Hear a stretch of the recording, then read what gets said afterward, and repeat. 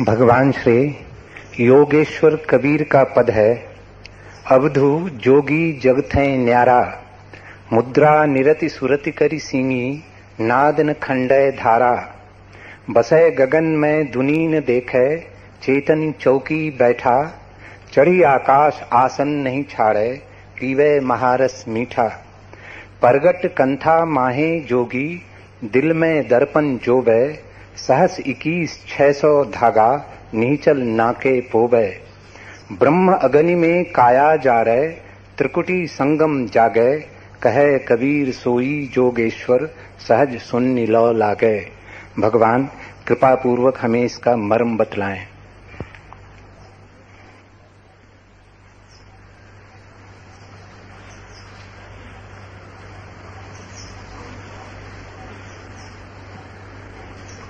जीवन मिट्टी का एक दिया है, लेकिन ज्योति उसमें मृण्मय की नहीं, चिन्मय की है। दिया पृथ्वी का, ज्योति आकाश की। दिया पदार्थ का, ज्योति परमात्मा की। दिया एक अपूर्व संगम।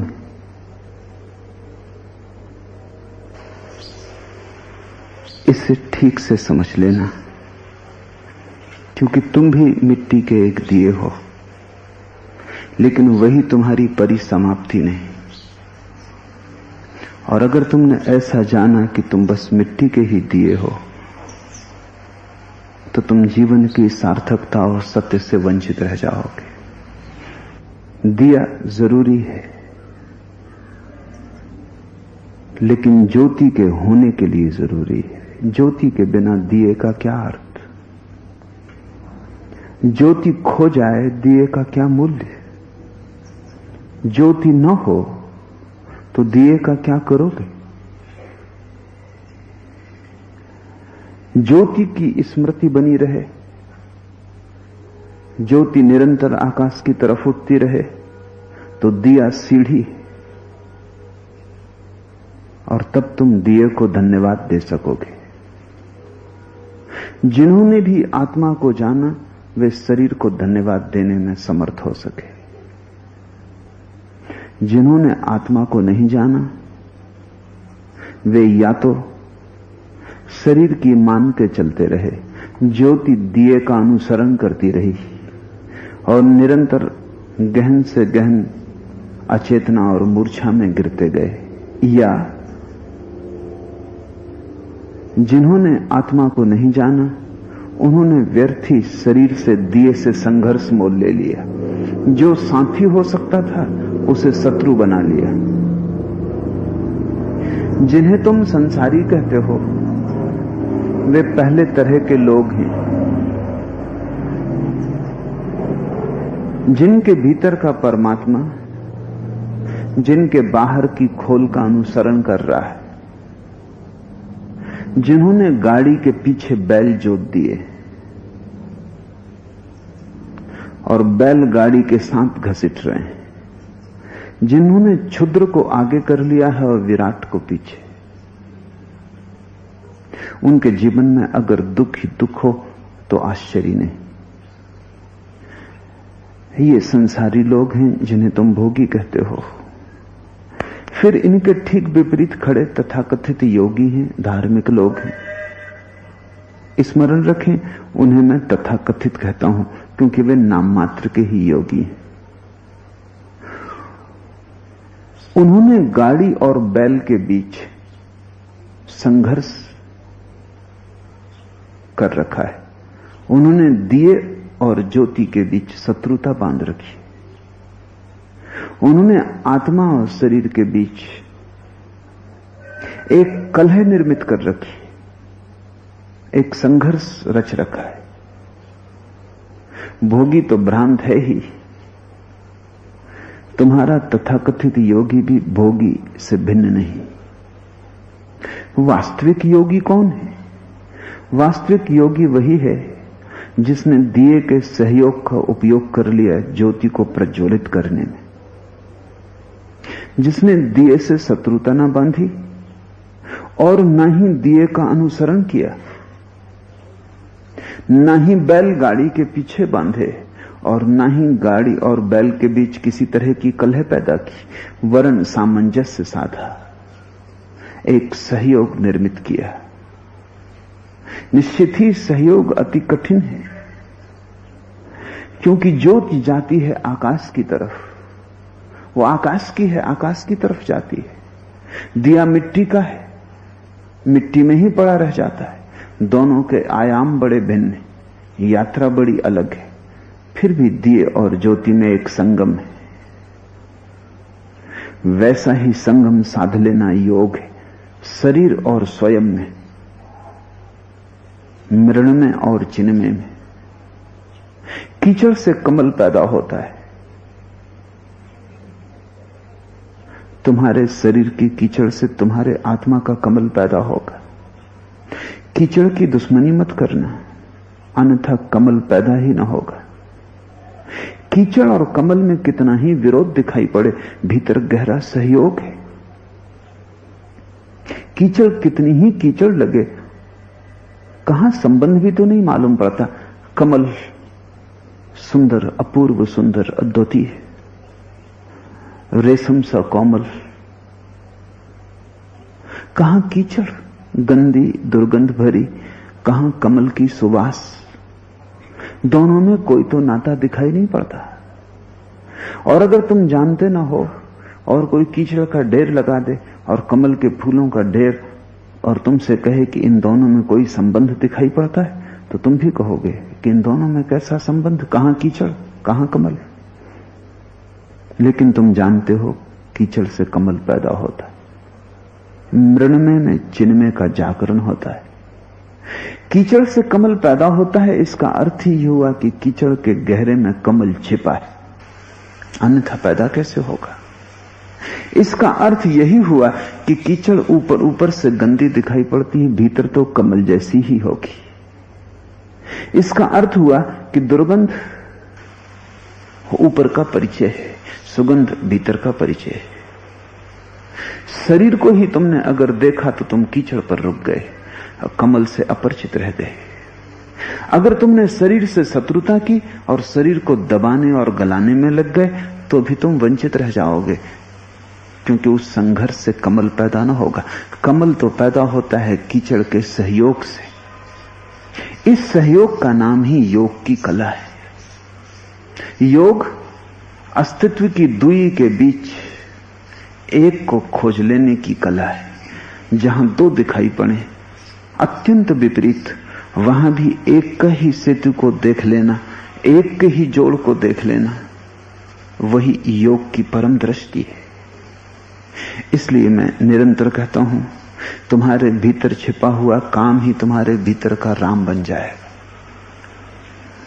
तुम्हारे भीतर संभोग की वासना ही तुम्हारे आत्यंतिक खिलावट के क्षण में तुम्हारी समाधि बन जाएगी। तुम्हारी कीचड़ तुम्हारा कमल होने को है। लड़ो मत, संभालो, अन्यथा तुम काटने पीटने में लग जाओगे। काटना पीटना एक तरह की हिंसा है, और काटना पीटना एक तरह का गहन अज्ञान है, क्योंकि अस्तित्व व्यर्थ को पैदा ही नहीं करता है। कितना ही तुम्हें व्यर्थ मालूम पड़ती हो कोई चीज, अस्तित्व ने व्यर्थ को पैदा करना जाना ही नहीं। इसलिए तो हम अस्तित्व को परमात्मा कहते हैं, क्योंकि अस्तित्व कोई अंधा संयोग नहीं, एक सुनियोजित यात्रा है। अस्तित्व कोई अंधी दौड़ नहीं, एक नियति है, एक परम रित, एक परम नियम काम कर रहा है। यहां कुछ भी व्यर्थ नहीं है। तुम्हारा काम, तुम्हारी काम वासना व्यर्थ नहीं है। जिन्होंने तुमसे कहा है वे ना समझ। तुम्हारी काम वासना ही तुम्हारा परम जीवन भी नहीं है। उस पर ही रुके तो भी मर जाओगे, उससे लड़े तो भी मिट जाओगे। उससे ऊपर जाना है और उसको ही सीढ़ी बना के जाना है। उससे ऊपर जाना है, उसका ही सहयोग लेना है, उसके ही कंधे पे हाथ रखना है।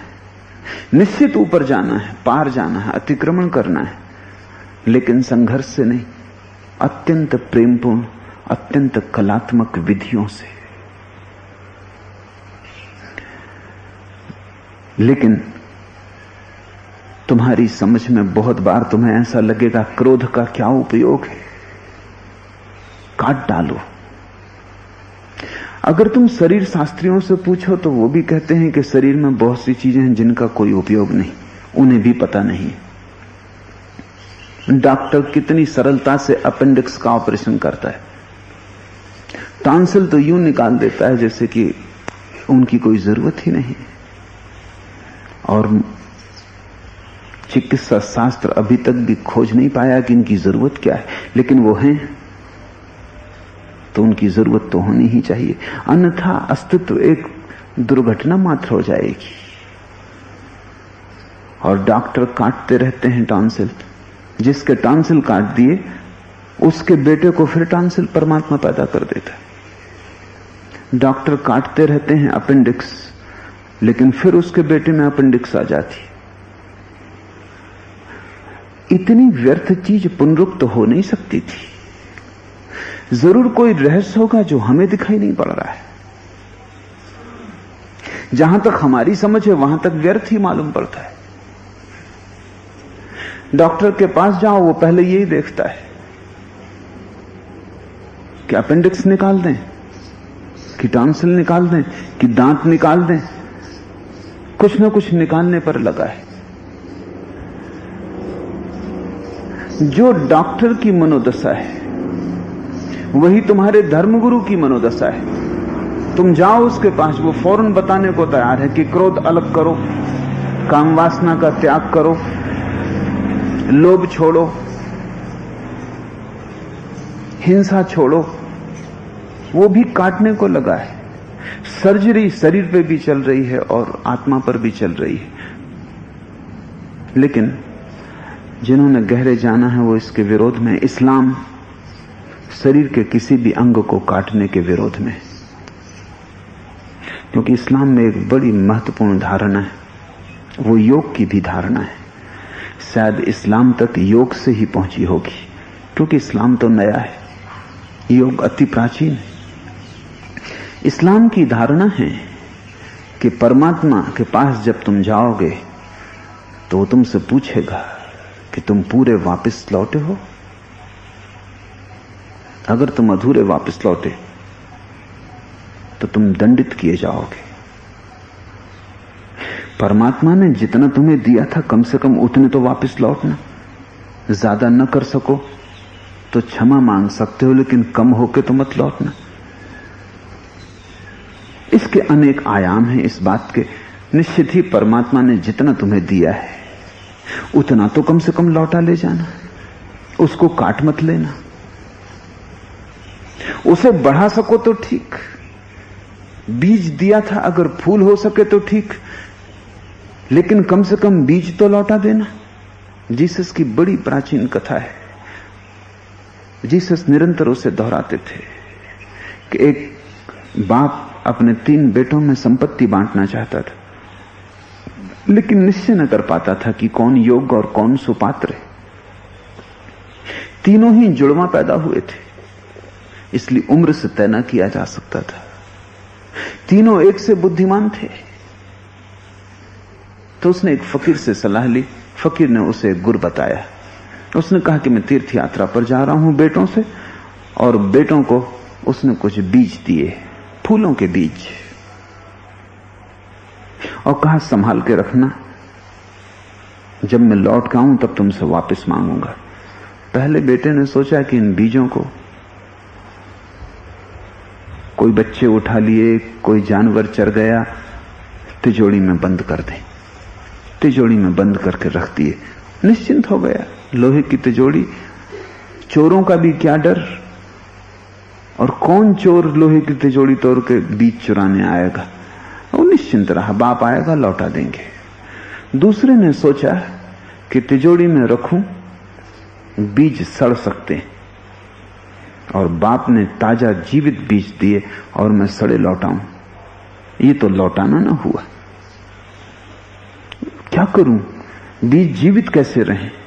उसने सोचा बाजार में बेच दूं, तिजोरी में रुपए रख दूं, बाप जब वापस आएगा बाजार से बीज खरीद कर लौटा देंगे।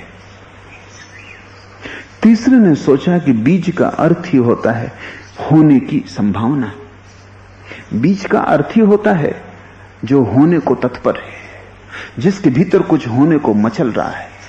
तो बाप ने बीज दिए हैं, मतलब साफ है कि इन्हें इतना ही जिसने रखा वो ना समझ, ये तो बढ़ने को राजी थे, ये तो फूल बनने को राजी थे, और एक बीज से करोड़ बीज पैदा होने को राजी थे। पता नहीं बाप कब लौटे, तीर्थ लंबा है, यात्रा वर्षों लेगी। उसने बीज बो दिए। 3 वर्ष बाद वापस लौटा पिता। पहले बेटे को उसने कहा, उसने तिजोरी की चाबी दे दी। खोली गई तिजोरी, करीब करीब सभी बीज सड़ चुके थे। ना हवा लगी, ना सूरज की रोशनी लगी, और किसी ने उन पर ध्यान ही ना दिया। 3 वर्ष तक तिजोरी में लोहे की, बीज कोई लोहे की तिजोरियों में बंद करने को थोड़ी ही। उन्हें खुला आकाश चाहिए, हवा की पुलक चाहिए, रोशनी चाहिए, तो वो जिंदा रह सकते हैं। वो सब सड़ गए थे। और जिन बीजों से फूलों की अपूर्व सुवास पैदा हो सकती थी, उनकी जगह उस तिजोरी से सिर्फ दुर्गंध निकली, सड़े हुए बीजों की दुर्गंध। बाप ने कहा, तुमने संभाला तो, लेकिन संभाल ना पाए। तुम मेरी संपत्ति के अधिकारी ना हो सकोगे, तुम ना समझो। जितना मैं तुम्हें दे गया था उतने भी तुम वापस न कर पाए। ये बीज तो समाप्त हो गए, इनमें अब एक भी जीवित नहीं। अब इनको बोओगे तो कुछ भी पैदा ना होगा, ये तो राख है। और मैं तुम्हें बीज दे गया था, बीज थे जीवंत, उनमें संभावना थी बहुत होने की। इनकी सारी संभावना खो गई, ये सिर्फ राख है, इनसे कुछ भी नहीं हो सकता, ये कब्रें हैं। दूसरे बेटे से कहा। दूसरा बेटा भागा बाजार, रुपए लेकर बीज खरीद कर ले आया, ठीक उतने ही बीज जितने बाप दे गया था। बाप ने कहा कि तुम थोड़े कुशल हो, लेकिन तुम भी काफी नहीं, क्योंकि जितना दिया था उतना ही लौटाना भी कोई लौटाना है। ये तो जड़ बुद्धि भी कर लेता, इसमें तुमने कुछ बुद्धिमत्ता ना दिखाई, और बीज का तुम राज ना समझे। बीज का मतलब ही यह है कि जो ज्यादा हो सकता था उसे तुमने रोका और ज्यादा ना होने दिया। तुम पहले से योग्य हो, लेकिन पर्याप्त नहीं। तीसरे बेटे से पूछा कि बीज कहां है। तीसरा बेटा बाप को भवन के पीछे ले गया, जहां सारा बगीचा फूलों और बीजों से भरा था। उसके बेटे ने कहा, ये रहे बीज, आप दे गए थे। मैंने कहा, इन्हें बचा के रखने में मौत हो सकती, इन्हें बाजार में बेचना उचित न मालूम पड़ा, क्योंकि आप सुरक्षित रखने को कह गए थे। और फिर आपने चाहा था कि यही बीज वापस लौटाए जाएं। बाजार से तो दूसरे बीज वापस लौटेंगे, वे वही न होंगे, फिर वे उतने ही होंगे जितने आप दे गए थे। तो मैंने तो बीज बो दिए थे, अब ये वृक्ष हो गए, इनमें बहुत बीज लग गए हैं, बहुत फूल लग गए हैं। 1000 गुने करके आपको वापस लौटाता हूं। स्वभाव था। तीसरा बेटा बाप की संपत्ति का मालिक हो गया। इस्लाम कहता है, परमात्मा ने तुम्हें जितना दिया है कम से कम उतना तो लौटाना। अगर बढ़ा ना सको, बढ़ा सको तब तो बहुत। और इस आधार पर इस्लाम सर्जरी पसंद नहीं करता। एक बड़ी अनूठी कहानी मैंने सुनी, सच ना भी हो फिर भी बड़ी गहराई से सच्चाई को छूती। ब्रिटिश राज के जमाने में लाहौर में एक बहुत बड़ा सर्जन था, अंग्रेज, और पठान तो ऑपरेशन के बिल्कुल खिलाफ। अंगुली भी कट जाए तो वो संभाल के रखते हैं उसे। जब आदमी मर जाता है तो उसकी अंगुली को उसकी अंगुली में जोड़ के लाश में रखते हैं, क्योंकि परमात्मा कहेगा पूरा। अंगुली कटी है, अंगुली कहां गई? जितना दिया था उतना वापस नहीं लाए। अपंग, अधूरे, खंडित, तुम किस मुंह से आए हो? अखंड आओ तो ही परमात्मा के द्वार पर स्वीकृति होगी। पठान तो सीधे साधे गैर पढ़े लिखे लोग हैं, उन्होंने इसका बिल्कुल स्थूल अर्थ पकड़ा है, तो उंगली भी कट जाए उसको भी संभाल के रखते हैं। एक पठान का पैर सड़ गया किसी भयंकर बीमारी में, और अगर पैर न काटा जाए तो वो पठान पूरा सड़ जाएगा। सर्जन ने बहुत समझाया, लेकिन पठान ने कहा कि नहीं, मैं मरूंगा फिर अधूरा जाऊंगा, लंगड़ा, तो परमात्मा क्या कहेगा, और बड़ी हंसी होगी। और भी पठान वहां मौजूद होंगे कयामत के दिन, और वो सब कहेंगे अरे पठान होकर और आधा पैर कहां। सर्जन ने समझाने को, क्योंकि ये पठान तो ना समझ है, इसकी कुछ अकल में नहीं, ये मरेगा पूरा, उसने कहा कि तुम ऐसा करो, घबराओ मत, मैं तुम्हारे पैर को संभाल के रखूंगा। उसने जाके अपनी प्रयोगशाला में बताया, कई अंग उसने संभाल के रखे थे। पठान को भरोसा आ गया, और पठान ने कहा कि जब मैं मरूं तो कृपा करके ये पैर मेरा वापस लौटा दिया जाए, मेरे घर के लोग आएंगे, ये पैर उन्हें दे दिया जाए, क्योंकि मैं अधूरा न जाना चाहूंगा। सीधे साधे पठान, बड़े महत्वपूर्ण विचार को भी उन्होंने अपनी सादगी के ढंग से पकड़ा है। खैर ऑपरेशन हो गया। पठान हर वर्ष आता रहा देखने कि पैर संभाल के रखा गया है या नहीं। पैर संभाल के रखा गया था, और धीरे धीरे उसकी सरलता पर उस चिकित्सक को भी बड़ा प्रेम और करुणा आ गई थी। पहले तो उसने ऐसे ही कहा था बात बात में, लेकिन फिर उसने संभाल के ही रखा था।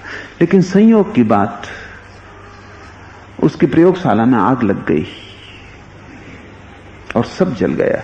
उसने बहुत कोशिश की कि कम से कम पठान का पैर बच जाए, क्योंकि वो ना समझ किसी भी दिन खड़ा हो जाएगा तो मुसीबत खड़ी होगी, लेकिन वो नहीं बच सका, पैर भी नहीं बच सका, पूरी प्रयोगशाला जल गई। उसके रिटायरमेंट का वक्त आ गया, वो रिटायर भी हो गया और लंदन वापस चला गया। पठान की बात आई गई हो गई, भूल गया।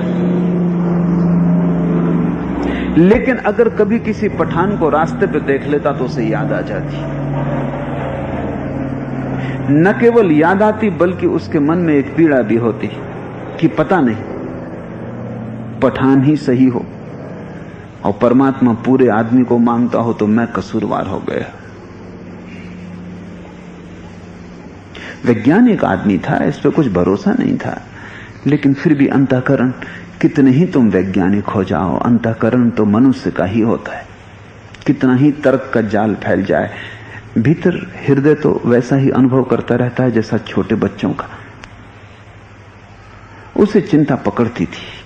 कभी कभी किसी पठान को देख के उसे लगता था कि मैंने एक अच्छा काम किया या बुरा काम किया, संदिग्ध है।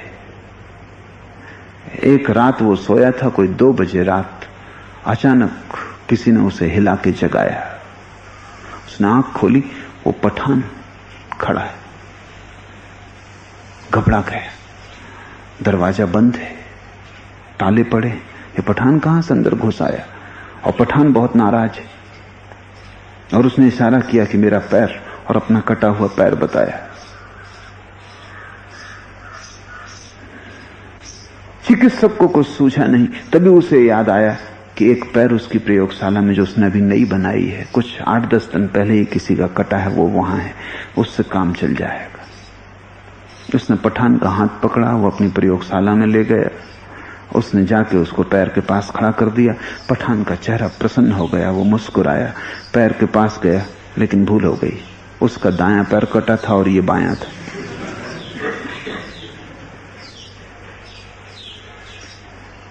जिस कांच के बर्तन में संभाल कर रखा था, उसने उठा के कांच का बर्तन नीचे पटक दिया और नाराजगी से वो घर के बाहर हो गया।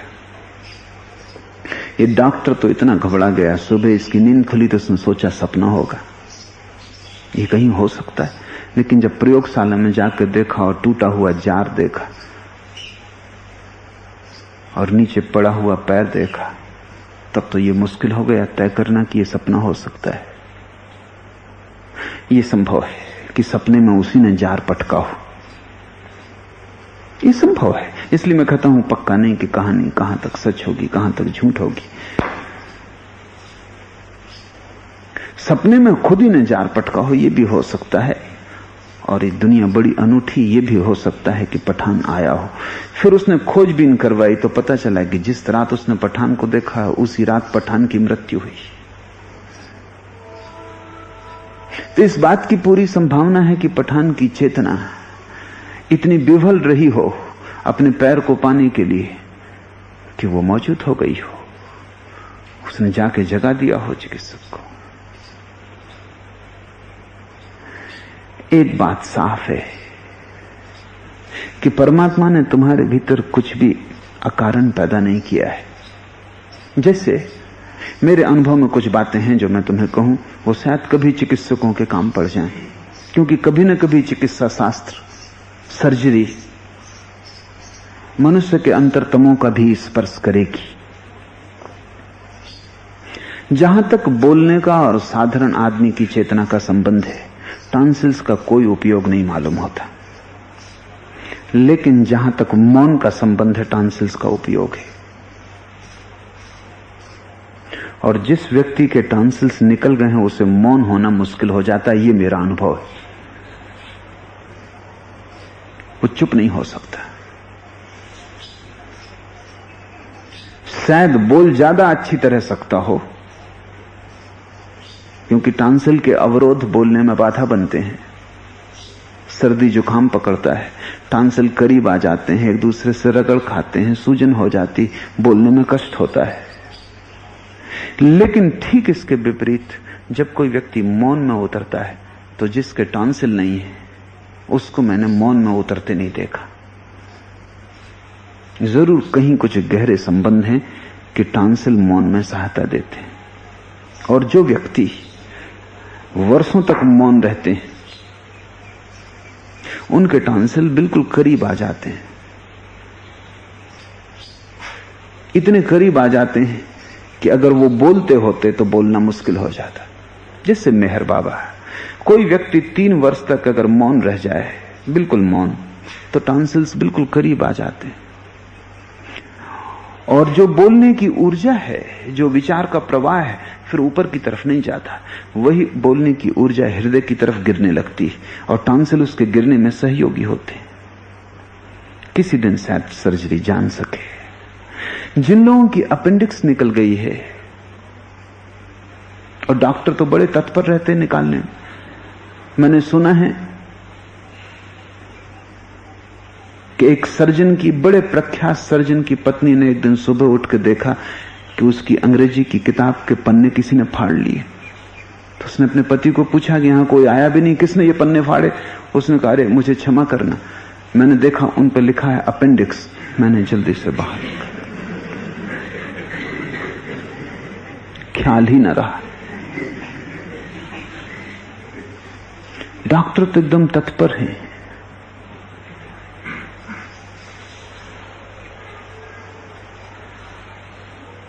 जो लोग, जिनकी अपेंडिक्स निकाल ली गई है,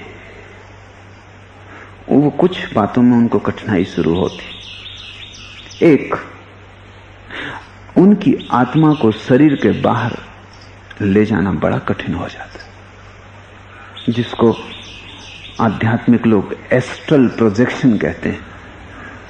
शरीर के बाहर निकल के यात्रा करना, वो अपेंडिक्स जिसकी निकल गई उसको मुश्किल हो जाता है, वो शरीर के बाहर नहीं निकल पाता। जिसकी अपेंडिक्स स्वस्थ है वो शरीर के बाहर सुविधा से निकल पाता है। जैसे अपेंडिक्स सूक्ष्म शरीर को बाहर भीतर ले जाने में सहयोगी होती है। ये सिर्फ संकेत दे रहा हूं क्योंकि इस संबंध में कुछ बहुत खोजबीन कभी की नहीं गई है, लेकिन मेरे अनुभव में जिनकी अपेंडिक्स निकल गई, हजारों लोगों ने मेरे करीब ध्यान किया है। उनमें से अनेक लोगों को शरीर के बाहर जाने का अनुभव होता है। जब भी किसी को शरीर के बाहर जाने का अनुभव होता है तब मैं निश्चित पूछता हूं कि उसकी अपेंडिक्स की क्या हालत है। तो मैंने सदा पाया जिनकी निकल गई उनको बाहर जाने का अनुभव कभी नहीं होता, जिनकी नहीं निकली है और स्वस्थ है उनको ही बाहर जाने का अनुभव होता है। और एक बड़ा मूल्यवान अनुभव है। शरीर के बाहर जाके जो अपने शरीर को पड़ा हुआ देख लेता है उसकी शरीर मूर्छा सदा के लिए टूट जाती। ऐसा प्रतीत होता है कि अपेंडिक्स सेतु है, जोड़ है, और उस जोड़ के गिर जाने पर सूक्ष्म शरीर का बाहर निकलना, भीतर आना कठिन हो जाता। इसलिए योग भी शरीर के किसी अंग को काटने के पक्ष में नहीं। और जो बात सच है शरीर के संबंध में, उससे भी ज्यादा सच वही बात है मन के संबंध में। तुमने कभी सुना है कि कोई नपुंसक आदमी ब्रह्म ज्ञान को उपलब्ध हुआ हो? मनुष्य जाति का इतिहास लंबा है, कम से कम 5000 साल का तो बिल्कुल सुनिश्चित ज्ञात है। इन 5000 सालों में एक भी इंपोर्टेंट नपुंसक आदमी परमात्मा को उपलब्ध नहीं हुआ। इसका क्या अर्थ है? इसका अर्थ है कि काम और वीर ऊर्जा परमात्मा की उपलब्धि में अनिवार्य है, उसके बिना नहीं हो सकेगा। इसलिए नपुंसक से ज्यादा दीन कोई आदमी नहीं है।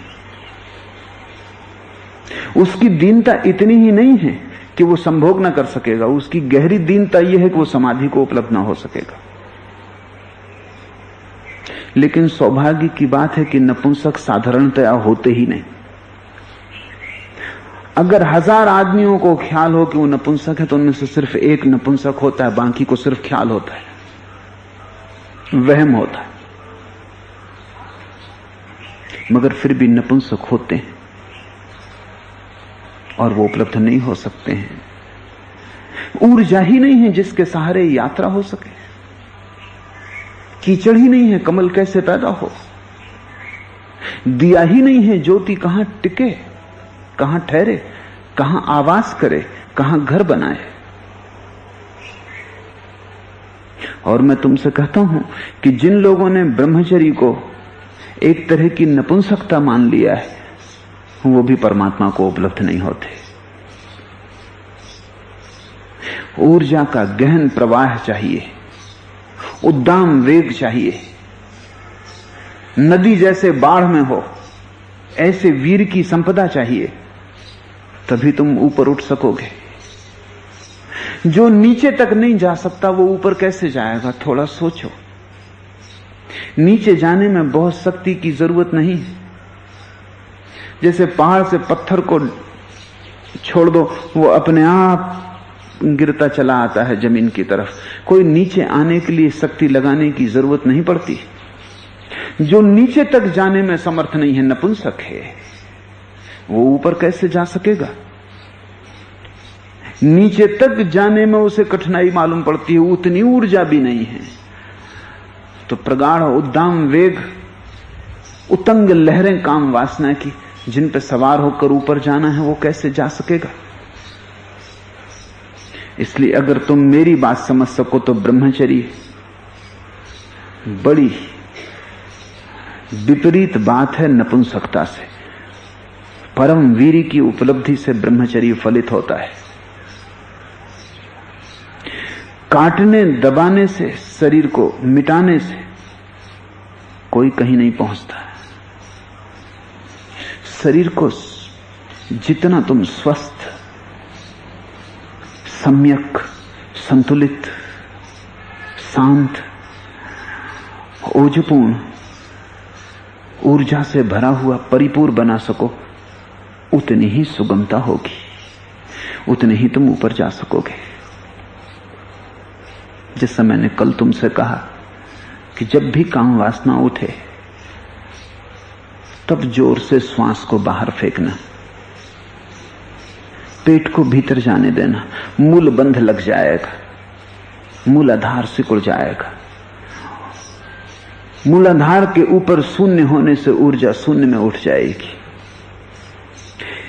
इसे अगर तुम निरंतर करते रहे, अगर इसे तुमने एक सतत साधना बना ली और इसका कोई पता किसी को नहीं चलता, तुम इसे बाजार में खड़े हुए कर सकते हो, किसी को पता भी नहीं चलेगा। तुम दुकान पर बैठे हुए कर सकते हो, किसी को पता भी ना चलेगा। अगर एक व्यक्ति दिन में कम से कम 300 बार क्षण भर को भी मूलबंध लगा ले, कुछ ही महीनों के बाद पाएगा काम वासना तिरोहित हो गई, काम ऊर्जा रह गई, वासना तिरोहित हो गई। और 300 बार करना बहुत कठिन नहीं है।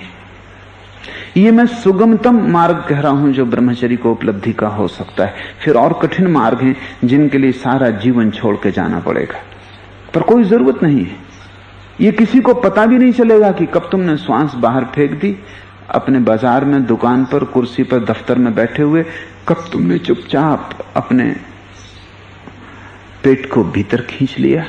एक क्षण में ऊर्जा ऊपर की तरफ स्फुरन कर जाती और तुम पाओगे कि उसके बाद घड़ी, आधा घड़ी के लिए तुम एकदम शांत हो गए, हल्के हो गए, एक नई ताजगी आ गई।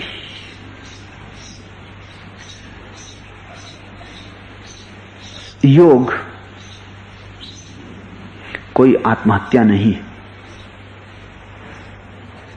योग एक बड़ी गहन प्रक्रिया है, एक कला है। और कदम कदम अगर तुम चलते रहो तो तुम्हारे भीतर सब छिपा है, तुम सब लेकर ही आए हो। प्रकट करने की बात है, तुम अप्रगट परमात्मा हो, बस जरा प्रकट करने की बात है। सब साज मौजूद है, सिर्फ उंगलियां थोड़ी साधनी और वीणा से स्वर उठने शुरू हो जाएंगे। जैसे जैसे उंगलियां सधेंगी वैसे वैसे गहनतम संगीत पैदा होगा। और एक ऐसी घड़ी आती है कि जब वीणा की जरूरत भी नहीं रह जाती, उंगलियों की भी जरूरत नहीं रह जाती, तब परम संगीत सुनाई पड़ने लगता है जो चारों तरफ मौजूद है, सिर्फ तुम्हारे पास सुनने की क्षमता नहीं है। पूरा अस्तित्व उसकी गूंज से भरा है। उस गूंज को ही हमने ओंकार कहा है। ओम अस्तित्व की गूंज है, वो कोई शब्द नहीं है, न कोई ध्वनि है, वो अनाहत नाद है, उसे कोई पैदा नहीं कर रहा है, वो अस्तित्व के होने का ढंग है। जैसे पहाड़ से नदी बहती तो कलकल का नाद होता है, जैसे पक्षी गीत गा रहे हैं, हवाएं निकलती हैं वृक्षों से, सरसराहट पैदा होती, ऐसा अस्तित्व के होने का ढंग ओंकार है। उसको कोई पैदा नहीं कर रहा है। उसके पैदा होने के लिए दो चीजों के आघात की जरूरत नहीं है, इसलिए अनाहत। वो आहत नाद नहीं है, ताली बजाओ आहत नाद है, दो चीजें टकराती हैं ध्वनि पैदा हो जाती। ओंकार कोई टकराहट से पैदा नहीं हो रहा है, इसलिए ओंकार अद्वैत है। जो टकराहट से पैदा होगा उसमें तो दो की जरूरत है, एक हाथ से ताली नहीं बजती, ओंकार एक हाथ की ताली। ज़ेन फकीर जापान में अपने शिष्यों को कहते हैं कि जाओ और खोजो कि एक हाथ की ताली कैसे बजती। वो ओंकार की खोज के लिए कह रहे हैं कि जाओ ओंकार का नाद खोजो। उनके कहने का ढंग है एक हाथ की ताली कैसे बजती। ताली तो सदा दो हाथ से बजती है। बड़ी मीठी कथा है ज़ेन में। एक छोटा बच्चा एक सदगुरु की सेवा में आया करता था, और भी बड़े साधक आते थे। वो बैठ के चुपचाप सुनता था। यहां भी तुमने देखा होगा एक छोटा सा सिद्धार्थ है, वो ऐसा ही साधक रहा होगा। वो भी छोटा सिद्धार्थ नियुक्तियां मांगता है, आके ठीक व्यवस्था से मुझे नमस्कार करता है, अपनी चटाई बिछा के बैठ जाता है, जब तक उसका बल रहता जागा रहता, फिर सो जाता है, लेकिन आता है दर्शन करने। छोटे बच्चों को पिछले कैंप में बाहर कर दिया गया था, तो उसने बड़ा विरोध किया। आखिर उसने विरोध मेरे पास भेजा कि ये हमारा घर है और यहां से हमें अलग कोई भी नहीं कर सकता। मजबूरी उसको भीतर आने की आज्ञा देनी पड़ी। स्वभावता उसके पीछे और बच्चे भी फिर प्रवेश किए। वैसा सिद्धार्थ जैसा वो साधक छोटा सा बच्चा गुरु के पास आता था। वो बैठता था अपनी चटाई बिछा के, सुनता था गुरु की बातें, दूसरों से जो गुरु कहता था। एक दिन वो आया, उसने चटाई बिछाई, गुरु के चरणों में सिर झुका के कहा कि मुझे भी ध्यान की विधि दें। गुरु थोड़ा हंसा होगा। उस जगत में बड़े बड़े छोटे बच्चों जैसे हैं। छोटा बच्चा लेकिन जब इतनी सरलता से पूछा गया है तो इनकार नहीं किया जा सकता। गुरु ने कहा तो तू ऐसा कर, एक हाथ की ताली को सुनने की कोशिश कर। उसने झुक के नमस्कार किया विधिवत। वो गया, वो बड़ी चिंता में पड़ गया। वो बैठा, उसने सब तरफ से सुनने की कोशिश की। सांझ का सन्नाटा था, कौए वापस लौटे थे दिन भर की यात्रा और थकान से, और कांव कांव कर रहे थे। उसने कहा कि ना हो, यही एक हाथ की आवाज है। वो भागा, दूसरे दिन सुबह गुरु के पास आया। उसने कहा पाली, कौओं की आवाज? गुरु ने कहा कि नहीं, ये भी नहीं है, और खोजो। वो गया, रात के सन्नाटे में मौन बैठा रहा। झिंगुर बोलते थे। उसने कहा हो ना हो, सन्नाटे की आवाज यही वो आवाज है। दूसरे दिन सुबह वो मौजूद हुआ। उसने कहा झिंगुर की आवाज? गुरु ने कहा कि नहीं, और खोजो, तुम करीब आ रहे हो, मगर थोड़ा और खोजो। कुछ दिन तक वो नहीं लौटा, बड़ी खोज की। तब एक दिन उसे पता चला, प्राचीन आश्रम के वृक्षों से निकलती हुई हवा, एक जरा सी सरसराहट की पकड़ में ना आए, पहचान में ना आए। उसने कहा हो ना हो, यही है। वो आया, उसने कहा कि वृक्षों से निकलती हुई हवा की आवाज, सरसराहट। गुरु ने कहा नहीं, करीब तुम आ रहे, लेकिन अभी भी बहुत दूर हो, खोजो। फिर कुछ महीने तक बच्चा ना आया। गुरु चिंतित हुआ, क्या हुआ? गुरु उसकी तलाश में गया। वो एक बट वृक्ष के नीचे ध्यान मग्न बैठा था। उसके चेहरे पर ही साफ था कि उसने आवाज सुन ली। सारा तनाव जा चुका था। वो बुद्धवत था, जैसे हो ही ना। तो गुरु ने उसे उठाया और कहा क्या हुआ उस आवाज का? उस छोटे से बच्चे ने कहा जब सुन ही ली तो कहना मुश्किल हो गया, बताना मुश्किल हो गया। अब मैं ये सोच रहा हूं बहुत दिन से कि कैसे बताऊं, कैसे कहूं। गुरु ने कहा आप कोई जरूरत नहीं। छोटा बच्चा भी बुद्धत्व को उपलब्ध हो गया। ओंकार है वो आवाज। जब तुम बिल्कुल शांत हो जाते हो, जब तुम होते ही नहीं मिट जाते हो, जब तुम्हारा आवाज शून्य गगन मंडल में हो जाता, तब सुनाई पड़ती है वो आवाज। तब ओंकार का नाद सब तरफ हो रहा है। वही मूल अस्तित्व है। सभी कुछ उसी मूल से निर्मित हुआ है। ओंकार की ही परत परत जम के चट्टान बनती, ओंकार की ही परत परत जम के वृक्ष बनते, ओंकार की ही परत परत पक्षियों के कंठ में गीत गाती है, ओंकार की ही परत परत तुम हो। वो मूल है, वो मूल धातु है। जिससे वैज्ञानिक कहते हैं कि विद्युत ऊर्जा से सारा जगत बना, वैसे हम पूरब में कहते हैं कि विद्युत ऊर्जा सिर्फ ओंकार की ही एक शैली है। वो भी ओंकार का ही एक आघात है। अस्तित्व विद्युत से नहीं बना है, अनाहत नाद से बना है।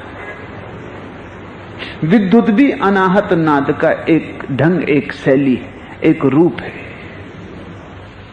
और इस बात की बहुत संभावना है कि वैज्ञानिक आज नहीं कल योगियों से राजी हों। उन्हें होना पड़ेगा, क्योंकि उनकी खोज बाहर बाहर है, योगी की खोज भीतर है। वो परिधि पर खोजते हैं, योगी केंद्र पर खोजता है। उन्हें राजी होना ही पड़ेगा। आज नहीं कल विज्ञान योग के सामने नतमस्तक होगा, कोई दूसरा उपाय नहीं। एक कबीर के वचन समझने की कोशिश करें। अवधू जोगी जगथे न्यारा। योगी जग से बड़ा न्यारा है।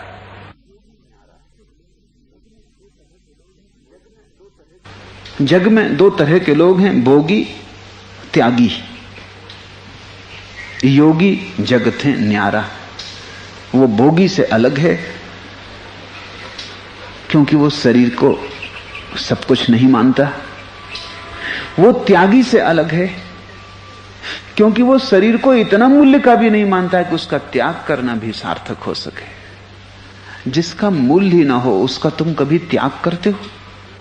क्या तुम रोज कहते हो घर के बाहर जोर से चिल्ला के कि आज फिर घर के कचरे का त्याग कर दिया, देखो कैसा महादानी हूं? घर के कचरे का त्याग करते वक्त कोई भी तो घोषणा नहीं करता। तुम घोषणा करोगे तो लोग पागल समझेंगे। लेकिन जब कोई त्यागी घोषणा करता है कि मैंने लाखों पर लात मार दी, तो वो भोगी ही है, अभी भी लाखों का मूल्य है, अभी भी समझता है इसका कुछ सार है।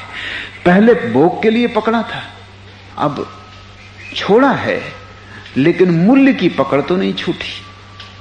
लाखों को लात मार दी। जब कोई आदमी कहता है लाखों को लात मार दी, तो समझ लेना कि लात ठीक से लग नहीं पाई, चूक गई। लग ही जाती तो लाखों का हिसाब रखता। न तो योगी भोगी है और न त्यागी। योगी अवधू जगत है न्यारा। वो इन दोनों से अलग है।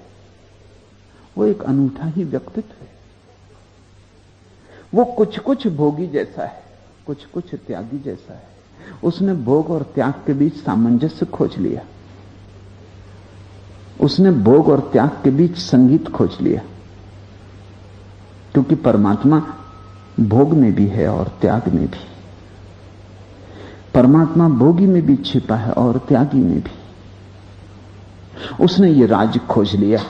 उसने देख लिया कि भोग एक किनारा है और त्याग दूसरा किनारा, और परमात्मा तो बीच में बहती हुई नदी की धारा है। अवधू जोगी जगत है न्यारा। वो दोनों किनारों से अलग है, वो बीच की धार है, वो मध्य में खड़ा है। उसने संतुलन पा लिया। संतुलन यानी संयम। भोगी असंयमी है, और मैं तुमसे कहता हूं कि त्यागी भी असंयमी है। असंयम का मतलब है जो अति पर चला गया, उसके जीवन का संतुलन खो जाता है। संयम का अर्थ है जो मध्य में खड़ा है, जो बीच की धार है, जो दोनों तरफ देखता है, लेकिन जिसने शुद्ध मध्य बिंदु खोज लिया, न यहां झुकता है न वहां झुकता है, न तो शरीर की मान के चलता है और न शरीर की हत्या करने में लग जाता है, न तो स्वाद के लिए जीता है और न शरीर के ऊपर अस्वाद को थोपता है, वरन स्वाद में ब्रह्म को खोज लेता है। और तब स्वाद और अस्वाद एक ही चीज के दो नाम हो जाते। योगी जानता है किनारों का कैसे उपयोग करना है। भोगी एक किनारे को पकड़ता है, त्यागी दूसरे किनारे को पकड़ता है। दोनों की नदी धार अवरुद्ध होती, कहीं एक किनारे से धारा चली। परमात्मा भी एक के किनारे से नहीं चल सकता, उसको भी द्वैत की धारा के बीच चलना पड़ा है। तो तुम कैसे चल सकोगे? परमात्मा को भी द्वैत पैदा करना पड़ा है, उन्हीं के बीच अद्वैत की धारा बह रही। योगी भी गलती करता है, त्यागी भी गलती करता है। दोनों की चेष्टा यह है कि हम एक किनारे से जी लेंगे। ये अहंकार है। अवधू जोगी जगत है न्यारा। मुद्रा निरति सुरतिकर सिंगी नाद न पिंडे धारा। वो क्या करता है योगी? क्या है उसकी कला? कबीर यहां सार कह देते हैं, मुद्रा निरति। निरति का अर्थ है जो अति पर नहीं जाता। मुद्रा निरति, निरअति, जो मध्य में खड़ा है, जिसको बुद्ध ने मध्यम निकाय कहा है, जिसको कन्फ्यूशियस ने द गोल्डन मीन, स्वर्ण मध्य कहा है, जो ठीक बीच में खड़ा है। निरति, मुद्रा निरति, मध्य में खड़ा होना ही उसकी मुद्रा है।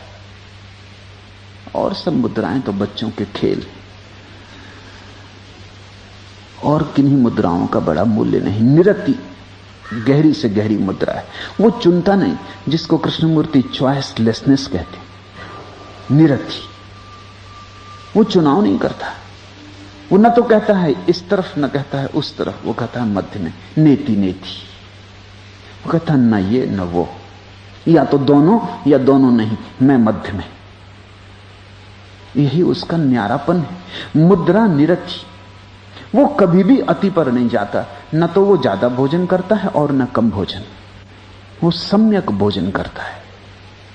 भोगी ज्यादा करता है, जितनी शरीर को जरूरत हो उससे ज्यादा खा जाता है, फिर बीमारियां पैदा होती, फिर बीमारियों का इलाज करवाता है। भोगी सम्यक आहार नहीं करता, त्यागी भी सम्यक आहार नहीं करता। वो कम खाने के पीछे पड़ जाता है, कहता है एक ही बार भोजन करेंगे।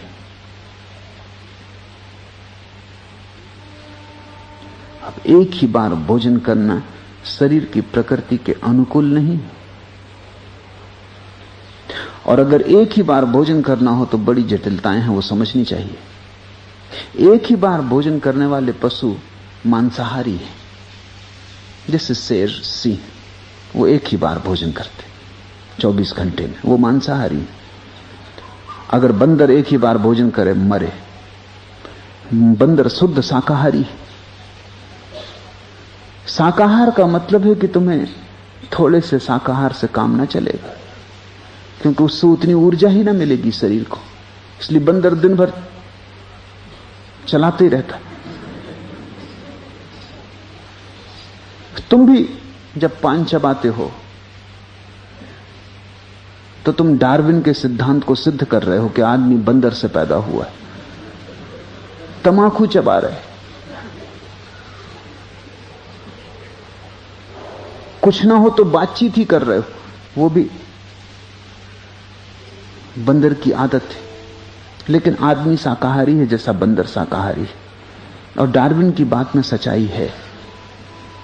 अब तो शरीर शास्त्री भी राजी होते हैं कि मनुष्य कभी भी मांसाहारी नहीं रहा, क्योंकि उसकी जो अतड़ियां हैं वो मांसाहारी पशुओं जैसी नहीं।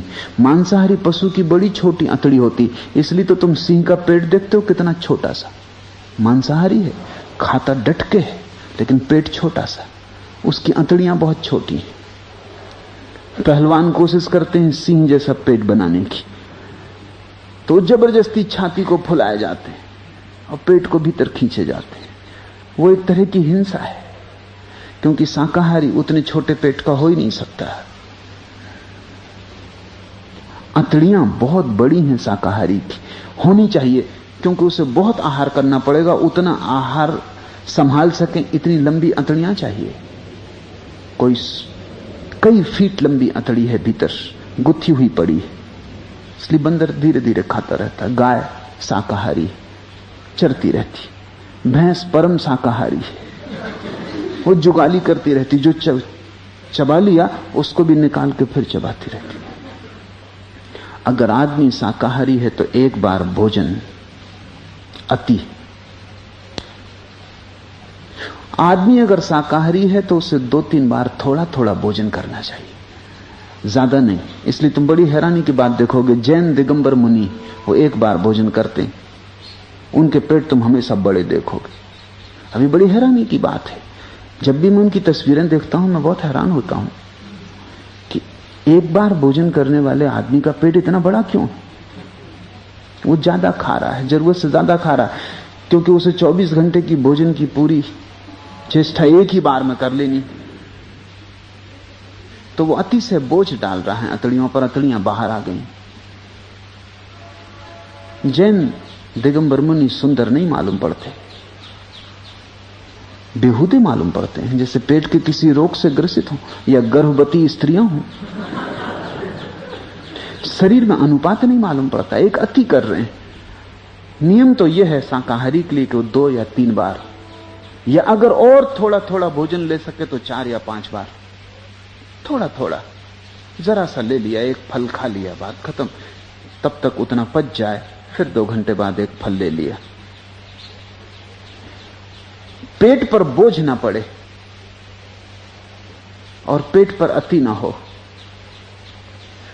तो सम्यक आहार होगा।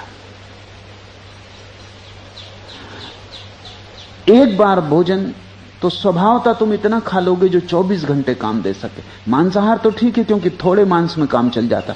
मांस का मतलब है पका हुआ, तैयार भोजन, पचा हुआ भोजन। दूसरे जानवर ने तुम्हारे लिए पचा के तैयार कर दिया। तुम फल खाओगे, फिर फल को पचाओगे, तब उस पचे हुए फल में से मांस बनेगा। किसी जानवर ने फल खा के पचा लिया, मांस तैयार कर दिया, तुमने मांस खा लिया।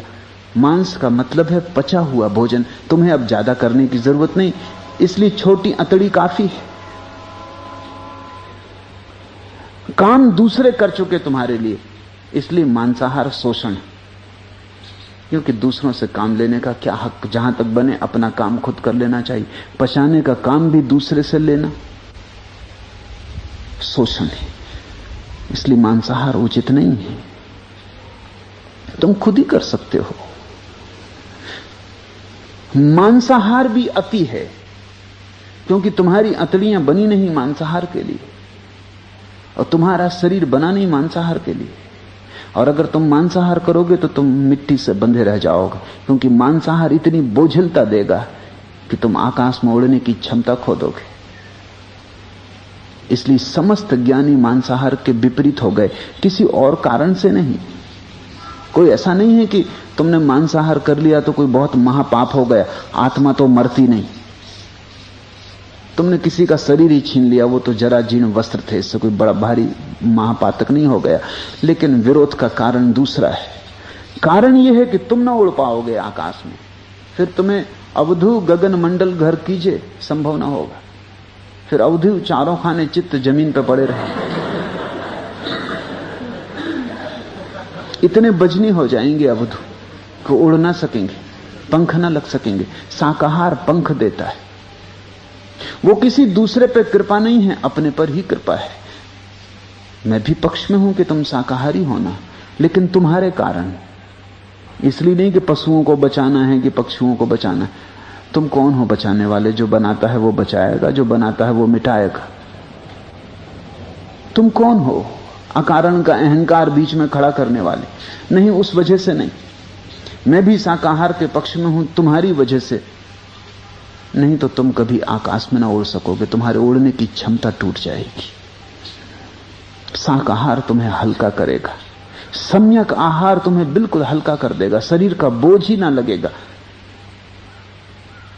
जैसे अभी पंख मिल जाए तो तुम अभी उड़ जाओ, जमीन तुम्हें खींचेगी नहीं, आकाश तुम्हें उठाएगा। मुद्रा निरथी, इसलिए कबीर कहते हैं मुद्रा तो एक है और वो है निरथी। अन अतिशय, अनति, निरथी, मध्य में खड़े हो जाना।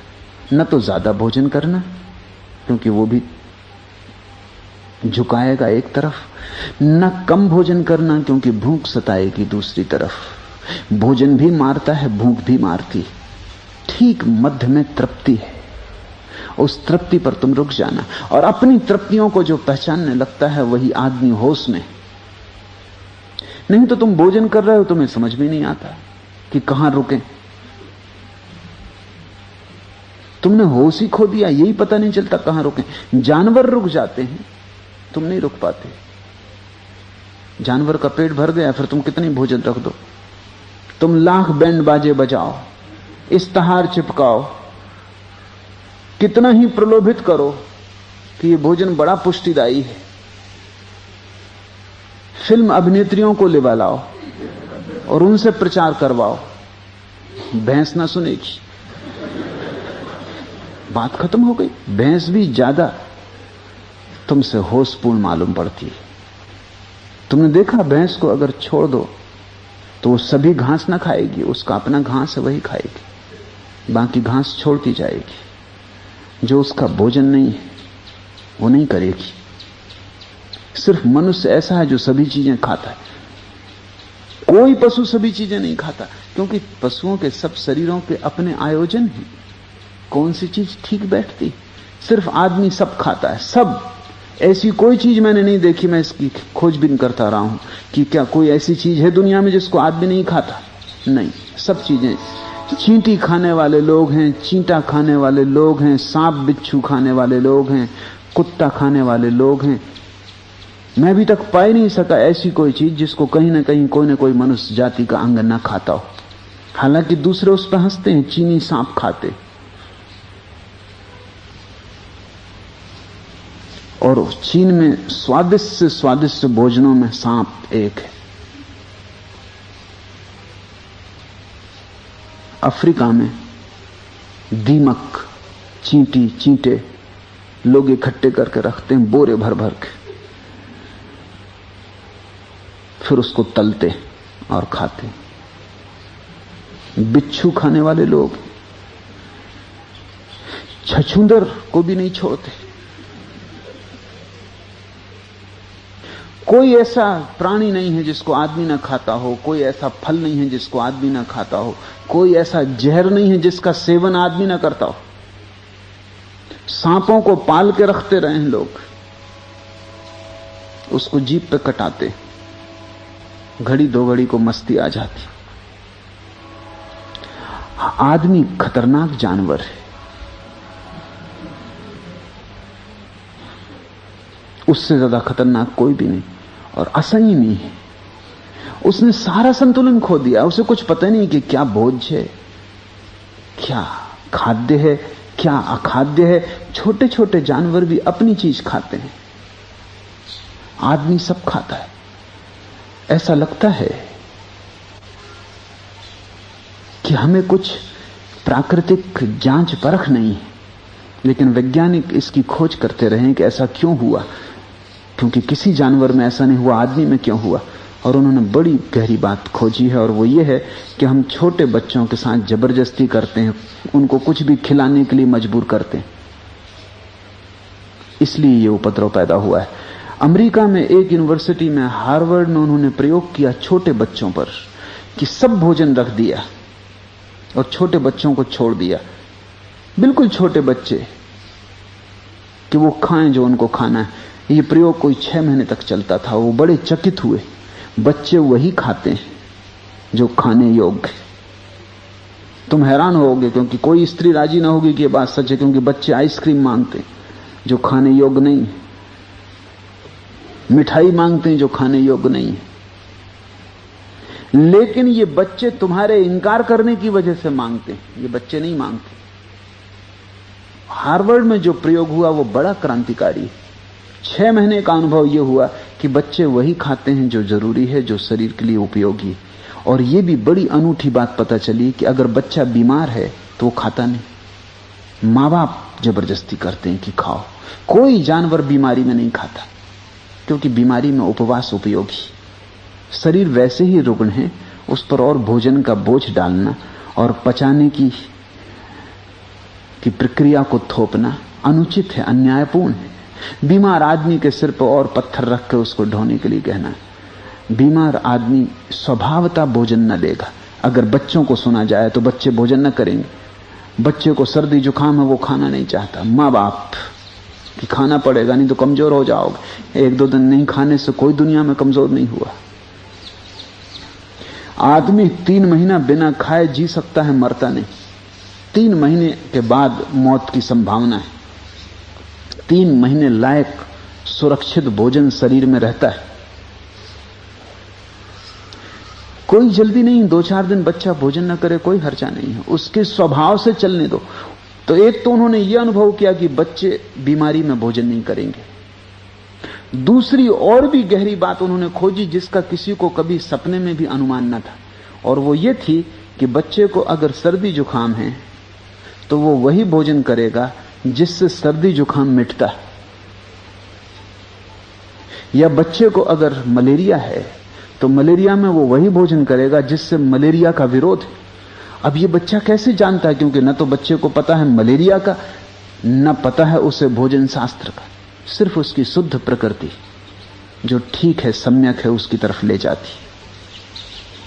बच्चे शक्कर की तरफ उत्सुक होते हैं क्योंकि उनके शरीर को शक्कर की जरूरत है, बहुत जरूरत है। उनकी हड्डियां अभी बन रही, और बच्चे दिन में इतनी दौड़ धूप करते हैं, इतना श्रम उठाते हैं कि कोई आदमी कभी नहीं उठाएगा जिंदगी में। फिर उतनी शक्कर वो पचा डालते हैं। इसलिए तुम्हें समझ में नहीं आता कि इतनी शक्कर बच्चे क्यों मांग रहे हैं। तुमने कभी ख्याल किया, हिंदुस्तान के जैसे तुम छोटे गांव में जाओगे उतनी मीठी मिठाई मिलेगी। बंबई में मिठाई में कम से कम शक्कर होगी, कलकत्ते में कम से कम होगी। फिर छोटे गांव की तरफ बढ़ो, मिठाई में शक्कर की मात्रा बढ़ने लगेगी। ठेठ देहात में शक्कर ही रह जाती, बाकी तो दूसरी चीज बहाना है। ये क्यों होता है? वो ग्रामीण के लिए ज्यादा शक्कर की जरूरत है, वो उतना श्रम कर रहा है, उतनी शक्कर पचा लेता है। तुम उतनी शक्कर खाओगे तो डायबिटीज होगी। ग्रामीण उतनी खाता है तो सिर्फ स्वस्थ रहता है, कोई डायबिटीज नहीं होती। किसी जानवर को डायबिटीज नहीं होती, हो नहीं सकती, क्योंकि वो जितना पाता है उतना पचा डालता है। छोटे बच्चे शक्कर खाएंगे, उनको जरूरत है। तुम उनको रोकोगे, तुम रोकोगे उससे उनका आकर्षण बढ़ेगा। बच्चों को बड़ा क्रोध आता है कि भगवान कुछ उल्टी खोपड़ी का मालूम पड़ता है। सब अच्छी चीजें खतरनाक है, आइसक्रीम, रसगुल्ला, सब अच्छी चीजें जो बच्चे को जचती हैं, डॉक्टर को नहीं जचती, बाप को नहीं जचती, मां को नहीं जचती, उनमें कुछ खराबी। और सब बुरी चीजें, साग भाजी अच्छी हैं, उनमें विटामिन। भगवान रसगुल्ले में भी विटामिन रख सकता था, मगर उल्टी खोपड़ी। आइसक्रीम में विटामिन रखने में क्या हर्जा था? बच्चों की समझ में नहीं आता। लेकिन बूढ़े जब बच्चों को नियोजित करते हैं तो बूढ़े अपने ढंग से नियोजित करते हैं। जिससे उनको खतरा है वो समझते हैं उससे बच्चे को खतरा है। ये बात गलत है। हार्वर्ड के प्रयोग ने एक बात सिद्ध कर दी कि अगर बच्चों को उनकी नियति पर, प्रकृति पर छोड़ दिया जाए तो मनुष्य जाति पुनः स्वस्थ आहार करने लगेगी। हम उनको डगमगा देते, जो वो खाना चाहते हैं खाने नहीं देते, जो वो नहीं खाना चाहते हैं जबरदस्ती मां डंडा लिए बैठी कि खाओ, क्योंकि मां ने किताब पढ़ी है पाक शास्त्र, जिसमें लिखा है कि किस सब्जी में कितने विटामिन है, वो उस हिसाब से चल रही। आदमी भोजन भी पाक शास्त्र के हिसाब से कर रहा है, आदमी प्रेम भी काम शास्त्र के हिसाब से कर रहा है। आदमी की अपनी बुद्धि खो गई, किताब ही उसकी जैसे बुद्धि है, उसके भीतर की क्षमता देखने की, समझने की सब मंदी और धुंधली हो गई। मुद्रा निरथी, इसलिए योगी की मुद्रा कबीर कहते हैं अति से मुक्त हो जाना है। वो न कम भोजन करता न ज्यादा, वो सम्यक आहार करता है। वो न तो कम सोता न ज्यादा, वो सम्यक निद्रा लेता है। वो न तो कम बोलता न ज्यादा, वो सम्यक बोलता है। वो न तो कम श्रम करता न ज्यादा, वो सम्यक श्रम करता है। बुद्ध ने 8 नियम कहे जिनसे सम्यक जीवन पैदा होता है। वो सारे 8 नियम सम्यक शब्द से शुरू होते हैं। सम्यक का अर्थ है निरति। बुद्ध कहते हैं सम्यक व्यायाम, सम्यक आहार, सम्यक ध्यान। ध्यान पर भी सम्यक लगाते हैं, क्योंकि कुछ पगले ऐसे हैं कि वो ध्यान ही ध्यान करने लगे तो वो पागल हो जाएंगे। तुम कितना सह सकते हो? अभी 4-6 दिन पहले एक सज्जन आए कि ध्यान करते हैं तो पैर सुन्न हो जाते। कितनी देर ध्यान करते हो? 7-8 घंटे। तो पैर सुन्न नहीं होंगे तो क्या होगा? 7-8 घंटे तुम एक ही मुद्रा में बैठोगे तो पैरों का कसूर है। पैर 7-8 घंटे एक ही मुद्रा में बैठने को बने नहीं। तो अवधू तो नहीं पहुंच पाते शून्य गगन में, पैर पहुंच जाते।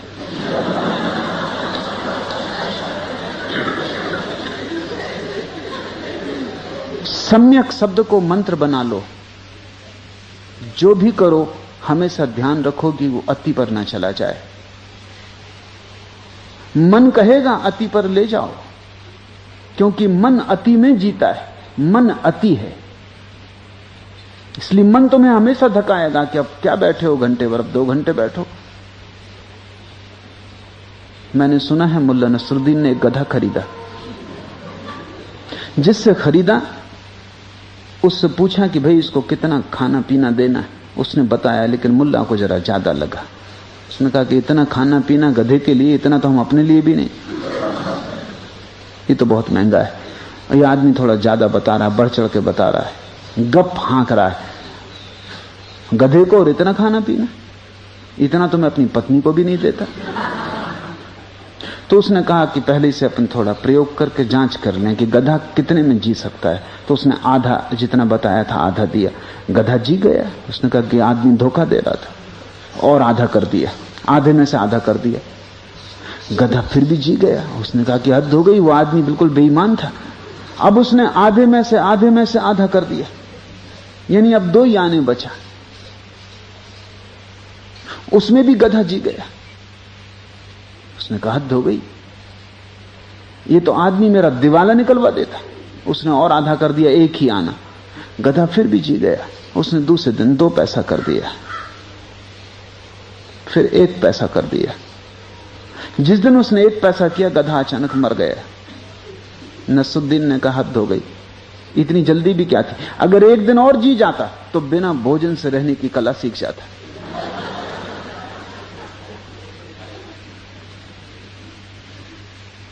बस 1 दिन की कमी रह गई थी कि एक महान घटना घट जाती। नसरुद्दीन ने कहा कि गधा बिना भोजन के जी जाता।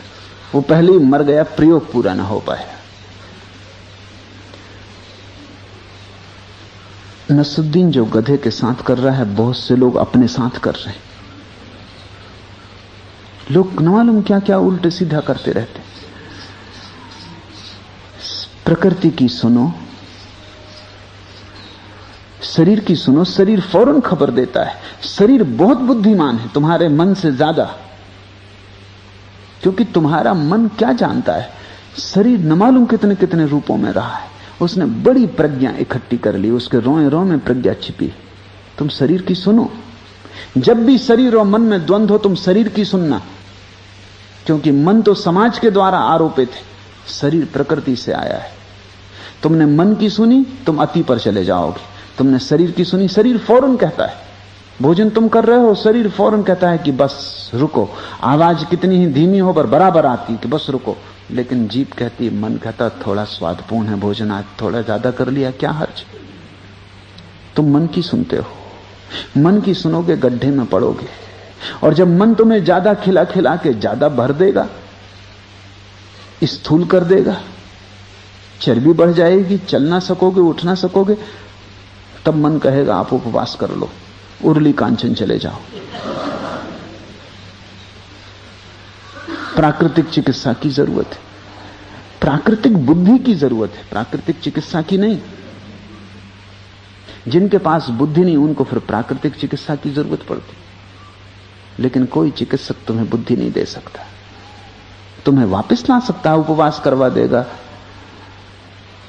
वाष्प स्नान करवा देगा, शरीर से पसीना बहा देगा, भूखा मारेगा, कुछ दिन सताएगा, थोड़ा बहुत रास्ते पे ला देगा, घर पहुंचोगे 4 दिन में फिर वापस। क्योंकि बुद्धि कोई प्राकृतिक चिकित्सा तुम्हें नहीं दे सकती, फिर तुम वही हो जाओगे। प्राकृतिक बुद्धि चाहिए। प्राकृतिक बुद्धि का अर्थ है शरीर की सुनने की क्षमता चाहिए। जब शरीर कहे रुक जाओ, तब लाख मन कहे कि स्वादिष्ट भोजन है, थोड़ा और कर लो, मत सुनना। अन्यथा यही मन किसी दिन तुम्हें जैन मुनि बनवा के रहेगा, फिर कहेगा आप उपवास करो। पहले भी तुमने इसके मान के भूल की, तब तुम भोगी बन गए, अब तुम फिर इसकी मान के भूल करोगे, त्यागी बन जाओगे। अवधू जोगी जगत है न्यारा, मुद्रा निरति सुरति कर सिंगी। 2 सूत्र कबीर कह रहे हैं। मध्य में ठहर जाना तुम्हारी मुद्रा हो, और सुरति तुम्हारा वाद्य। सुरति यानी स्मृति, सुरति यानी होश, जागरण, अमूर्छा, अवेयरनेस। मध्य में ठहर जाना तुम्हारी मुद्रा, और होश संभाले रखना तुम्हारा वाद्य। फिर जो नाद पैदा होता है, वो जो एक हाथ की ताली बजती, नाद न खंडे धारा, फिर उसमें खंड नहीं पड़ते, फिर नाद अखंड बहता है। फिर वो धारा अजस्त्र बहती है, फिर उसमें खाली जगह नहीं आती, फिर संगीत टूटता नहीं, फिर लय बिखरती नहीं, फिर छंद बंधा ही रहता है, फिर तारी लग जाती, फिर तुम परम आनंद में सदा सदा को प्रविष्ट हो जाते हो, जहां से कोई लौटना नहीं। मुद्रा निरति सुरति कर सिंगी, नाद न खंडे धारा, बसे गगन में दुनी न देखे, चेतन चौकी बैठा। और तब तुम चैतन्य में विराजमान हो जाते हो, चेतन चौकी बैठा, बसे गगन में। और तब तुम शून्य में प्रविष्ट हो जाते हो, आकाश में। दुनी न देखे, फिर कोई दुई नहीं दिखाई पड़ती, फिर तो दोनों किनारे भी नदी के ही अंग हो जाते, फिर तो अतियां भी मध्य में ही समा जाती, फिर तो विपरीत भी एक के ही दो रूप हो जाते।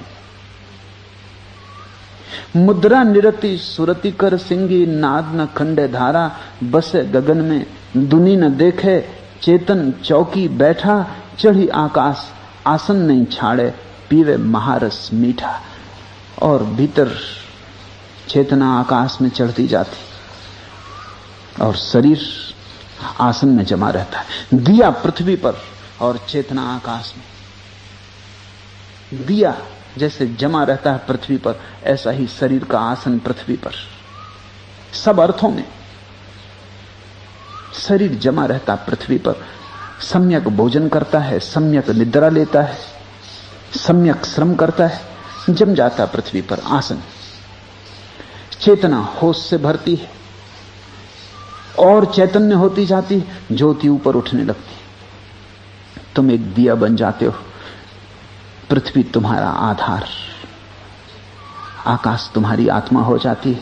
चढ़ी आकाश आसन नहीं छाड़े, पीवे महारस मीठा, परगट कंथा माहे जोगी, दिल में दर्पण जोवे, सहस 21 6 से धागा, निश्चल नाके पोवे। और फिर ऊपर से चाहे गुदड़ी हो, भीतर हीरा होता है। ऊपर से चाहे फिर कुछ भी न हो, परगट कंथा माहे जोगी, फिर चाहे योगी बाहर से गुदड़ी में लिपटा हुआ जिए, दिल में दर्पण जोवे, लेकिन भीतर हृदय का दर्पण स्वच्छ हो जाता है, उसमें परमात्मा की झाई पड़ने लगती। सहस 21 6 से धागा, 21,600 नाड़ियां हैं शरीर में। कैसे योगियों ने जाना ये एक अनूठा रहस्य, क्योंकि अब विज्ञान कहता है हां इतनी ही नाड़ियां हैं। और योगियों के पास विज्ञान की कोई भी सुविधा न थी, कोई प्रयोगशाला न थी, जांचने के लिए कोई एक्सरे की मशीन न थी, सिर्फ भीतर की दृष्टि थी, पर वो एक्सरे से गहरी जाती मालूम पड़ती। उन्होंने बाहर से किसी की लाश को रख के नहीं काटा था, कोई डिस्ट्रैक्शन, कोई विच्छेद करके नहीं पहचाना था कितनी नाड़ियां हैं।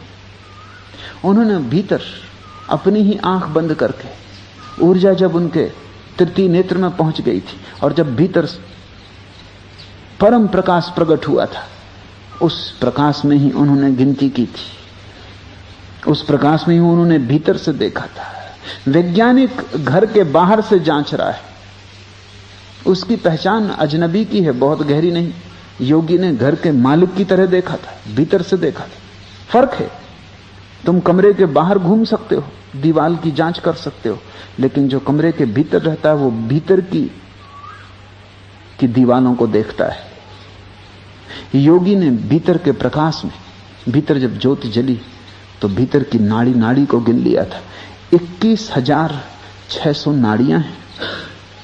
अभी सब अलग अलग। अभी तुम ऐसे हो जैसे मनकों का ढेर। अभी तुम्हारे मन के माला नहीं बने, किसी ने धागा नहीं पिरोया है। अभी तुम मनकों का ढेर हो, धागा भी रखा है, मन के भी रखे, माला नहीं। इसलिए तो तुम भीड़ हो, तुम एक नहीं हो, अनेक हो। तुम्हारे भीतर पूरा बाजार है, हजारों तरह के लोग तुम्हारे भीतर बैठे। कोई कुछ कहता, कोई कुछ कहता। एक कहता है चलो मंदिर की तरफ, दूसरा वैश्यालय ले जाता है। जब तुम वैश्या के घर बैठे हो तब भी मन के भीतर कोई राम राम जपता है। मंदिर के भीतर बैठे हो, राम राम जप रहे हो, भीतर वैश्या की मूर्त बनती रहती। ऐसा तुम खंड खंड हो, टुकड़े टुकड़े हो, हजार तरफ तुम बह रहे हो। तुम एक धारा नहीं हो जो सीधी सागर की तरफ जा रही हो। तुम मरुस्थल में बिखरे हुए, छितरे हुए हो। तुम्हारी 21,600 नाड़ियां अभी माला के धागे नहीं बनी, अभी माला नहीं बनी, क्योंकि किसी ने धागा नहीं पिरोया है। वो धागा क्या है? उस धागे का नाम ही सुरति है। जिस दिन तुम सारी नाड़ियों को बोधपूर्वक देख लोगे, सहस 21,600 से धागा निश्चल नाके पोवे, और जिसकी मुद्रा हो गई निरति की, और जिसका वाद्य बज गया सुरति का, वो धागे से पिरो देता है सारी नाड़ियों का।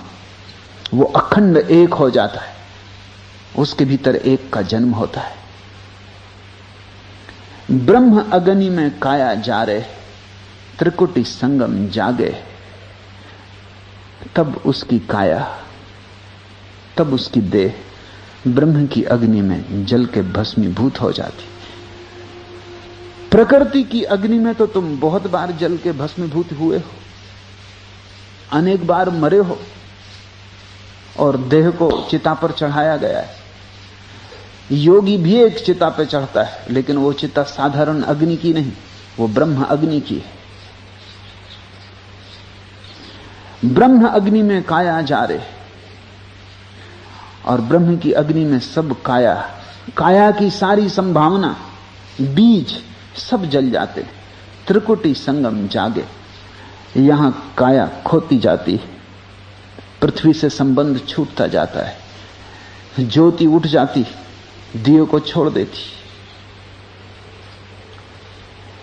और भीतर, ये तो बाहर की घटना है, भीतर त्रिकुटी संगम जागे। त्रिकुटी योगियों का बड़ा महत्वपूर्ण शब्द है। त्रिकुटी का अर्थ होता है दृष्टा, दृश्य और दर्शन, इन तीन धाराओं का मिल जाना। इन्हीं तीन के आधार पर प्रयाग को हमने संगम कहा है, उसको तीर्थ बनाया है। उसके तीर्थ बनाने का कुल कारण इतना है कि वो ठीक इन तीन की तरह की सूचना देता है। सरस्वती दिखाई नहीं पड़ती, गंगा यमुना दिखाई पड़ती हैं, सरस्वती अदृश्य। ऐसे ही दृश्य और दृष्टा दिखाई पड़ते हैं, दर्शन अदृश्य, वो दिखाई नहीं पड़ता, वो दोनों के बीच में बह रहा है। मैं तुम्हें देखता हूं, तुम भी दिखाई पड़ रहे हो, मैं भी दिखाई पड़ रहा हूं, लेकिन हम दोनों के बीच जो दर्शन की घटना घट रही है वो नहीं दिखाई पड़ती, वो सरस्वती है, वो अदृश्य धारा है। और जब इन तीन का मिलन होता है, त्रिकुटी संगम जागे, जब दृश्य, दर्शन और दृष्टा तीनों एक हो जाते, तब महाजागरण होता है, वही महापरिनिर्वाण है। फिर कोई लौटना नहीं, काया जर जाती ब्रह्म अग्नि में, उसका उपयोग पूरा हो गया। अब कोई नया घर ना बनाना पड़ेगा, अब कोई नई देह लेनी ना पड़ेगी, अब कोई नए गर्भ में गिरना ना पड़ेगा, अब पृथ्वी की तरफ गिरना बंद हुआ, अब ज्योति मुक्त हो गई दिए से, अब कमल कीचड़ में रहने को राजी नहीं है, अब कमल को कीचड़ में रहने की जरूरत भी नहीं, अब कमल उठ गया, अब कमल यात्रा पर निकल गया, उसको पंख लग गए। ब्रह्म अग्नि में काया जा रे, त्रिकुटी संगम जागे, कहे कबीर सोई जोगेश्वर, सहज शून्य लौ लागे। अब तो सिर्फ सहज शून्य में ही लौ लग जाती, अब तो शून्य में ही विलीन होता जाता। कहे कबीर सोई जोगेश्वर, वही योगी है, अवधू जोगी जगत है न्यारा। योग महानतम कला है, जीवन की भी और मरण की भी। योग पहले सिखाता है कैसे जियो, फिर योग सिखाता है कैसे मरो। ब्रह्म अग्नि में काया जा रहे, पहले योग सिखाता है कैसे शरीर का सहारा लो, फिर योग सिखाता है कैसे शरीर से मुक्त हो जाओ। पहले योग सिखाता है कैसे जमीन पर आसन को जमाओ ताकि ज्योति निश्चल उठने लगे, फिर योग सिखाता है कैसे जमीन को छोड़ दो, शून्य अगन में, शून्य गगन में, महाशून्य में कैसे खो जाओ। वो खो जाना ही पा लेना है, वो मिट जाना ही हो जाना है। इधर तुम मिटे, उधर परमात्मा हुआ। इधर तुम ना रहे, उधर उसके मंदिर का द्वार खुला। तुम ही बाधा हो, झीनी सी बाधा, पतला सा घूंघट, घूंघट के पट खोल, तो है पिया मिलेंगे। आज इतना ही।